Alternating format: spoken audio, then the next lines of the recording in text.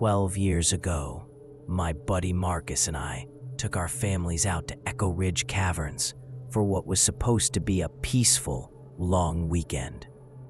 We'd grown up exploring those woods, crawling through little limestone cracks like we owned the place.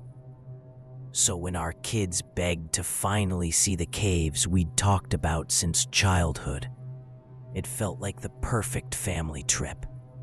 Early fall, warm wind, a quiet park with barely anyone around. It all felt safe. Too safe, honestly.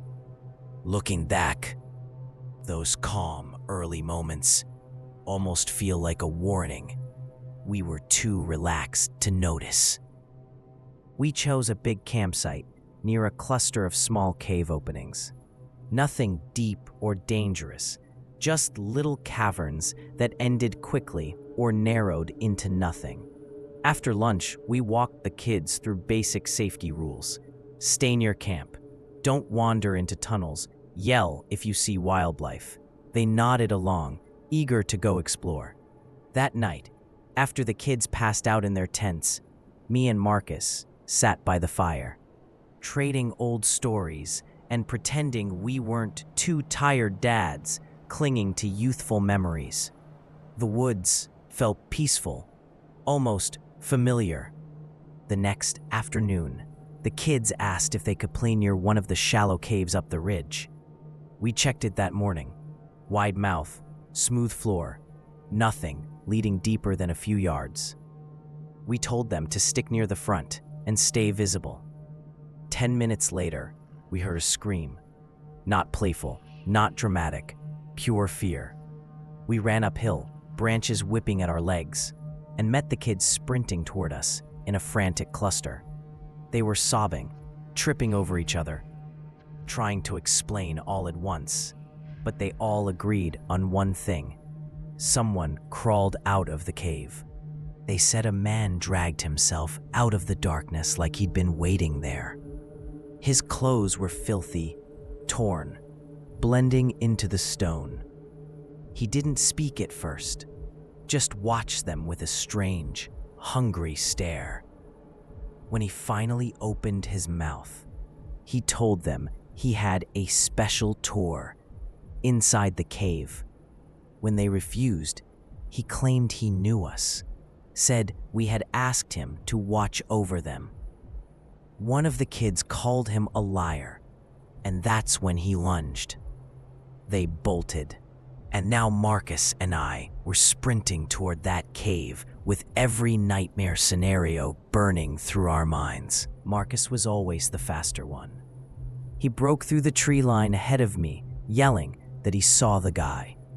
By the time I got there, the cave mouth was empty and Marcus's footsteps were echoing inside. I yelled for him to wait, but he didn't. I stayed at the entrance, heart pounding, listening to his footsteps fade deeper into the dark.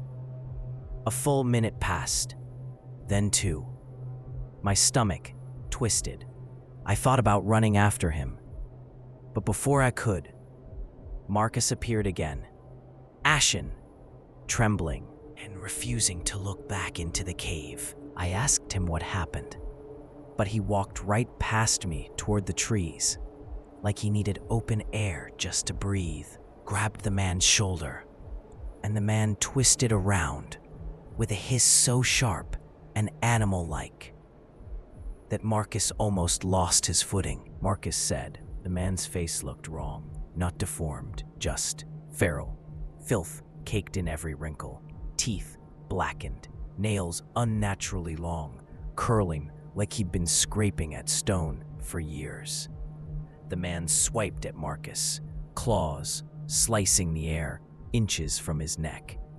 Marcus swung the phone light up, and that's when the stranger scrambled backward into a split in the rock.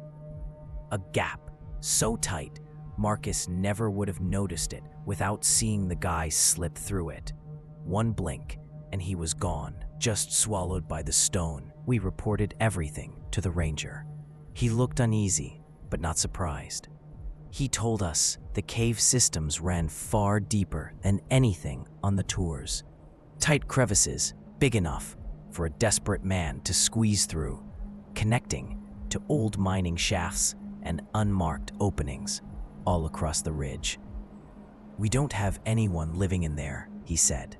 "Not officially." The kids begged us to leave, and honestly, I didn't argue. But as we packed, I caught Marcus staring toward that cave, jaw tight, eyes distant.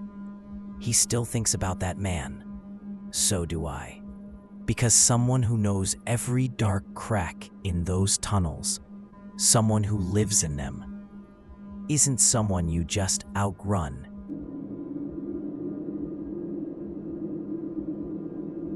A long time ago, my friend Joe and I went camping in the Cascades. Joe was one of the funniest people I've ever known. I kept telling him he should try stand-up, but he said he was too shy and could only be funny around close friends. It's rare to get a dry weekend in Washington, even in summer. So when we saw 3 days in October with less than 20% chance of rain, we grabbed the chance. We didn't want to end up soaked and miserable. Joe picked me up Friday afternoon after work. A couple of hours later, we were roasting hot dogs and drinking beer by the campfire. Time always flew on trips with Joe. 1 minute, you're setting up the tent. The next, you're packing it away after laughing nonstop for days. The beer helped blur it all together, but those 2 days vanished fast. We had everything loaded and were ready to leave when Joe said, "Hold on, I need the bathroom." I told him to hurry because I was starving. He said, "It's not quick, might take a while." I rolled my eyes. He grabbed toilet paper from the trunk and headed into the trees. I pulled out a World War II book from the door pocket. I got lost reading about German paratroopers whose parachutes caught in trees and locals attacking them with pitchforks. Suddenly, Joe came sprinting back, yelling, "Start the car!" I didn't ask questions. I trusted him. I turned the key and hit the gas. Only after we were moving did I look in the rearview mirror. A man with a bandana over his face burst from the trees, running after us. He carried something long, looked like an axe. I shifted gears and floored it. He chased hard at first, but we pulled away once we gained speed. My hands shook for miles, even after we reached the highway. When he was out of sight, I demanded to know what happened. Joe said he pushed through bushes, looking for privacy. On the other side, he saw the man standing over a blue tarp on the ground. No bodies, no one else. Just the man, the axe, and the tarp. The second they locked eyes, Joe knew it was bad. The man's face, then the chase with the axe. It wasn't a misunderstanding. Joe didn't stop to talk. He just ran. We called the police from the first gas station. They checked the area, questioned some bikers, but found nothing, no suspects. But once Joe saw him, he became a witness, and probably the next target. We got lucky. Very lucky.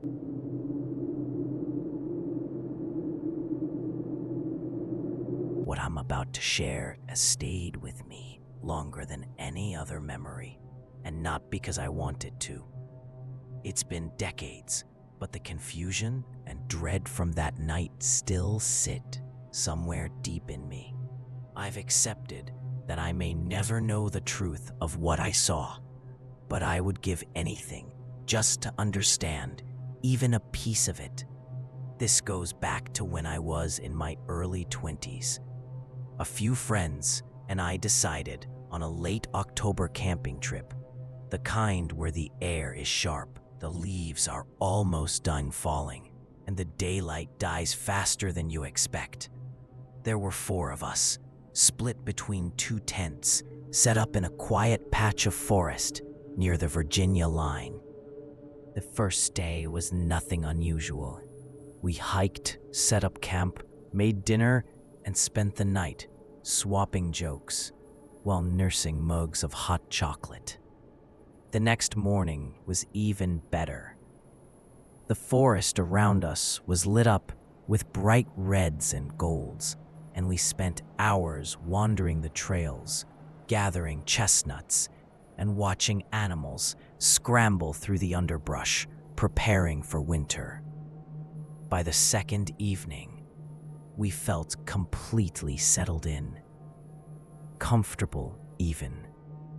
That changed the moment one of my friends left to gather more firewood. We had kept a big fire going to fight off the cold, and the fallen branches around us were running low. He had to walk farther than usual to find anything useful. A few minutes later, we heard him shout for us. Not a panicked scream, more like disbelief. When we followed his voice into the trees, we came across a patch of disturbed ground. Not random holes or trenches, but long, evenly shaped mounds of dirt arranged around several old pines. They looked like graves. We stood there staring, trying to figure out if we were seeing what we thought we were seeing. Then my friend told us to look at the tree trunks. Each tree above those mounds had a crude face carved into its bark, eyes closed, expression somber. Every carving was roughly the same height, but each one looked different, almost like a portrait. Felt wrong immediately. Too fresh, too deliberate. We ran back to camp and called for help. A ranger arrived first, and at the start, she didn't seem convinced anything serious was going on. But once she followed us to the spot and saw the carvings and the disturbed ground, her expression changed completely. She told us investigators would likely be out before the day was over. We didn't stay there after that. Even with the ranger nearby, none of us could shake the feeling that whoever had made those carvings might still be in the woods.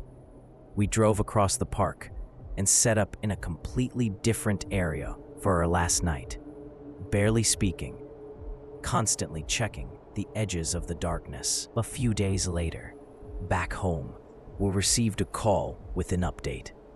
The ranger explained that every mound we found had been dug up. Not a single one held anything. No bones, no remains, just hollow soil. She thanked us for reporting it and said that public sightings like ours were important because you never know what might turn out to be real. But we all knew that what we saw didn't feel like some harmless oddity. The official explanation didn't help. Empty or not, someone had shaped those mounds. Someone had carved all those faces. Someone had spent time out there in the cold, making a pattern of graves without anything inside them. One friend suggested maybe it was some kind of ritual, people symbolically burying parts of their past to move on. A hopeful idea. Sure, I couldn't make myself believe it, and every other possibility still raises the hair on the back of my neck. Because if it was just one person doing all that for fun, that's terrifying in its own way. But if it was a group, if it was meant for something more, that might be far worse. And the part I can't shake is the feeling that whatever we stumbled across wasn't finished yet.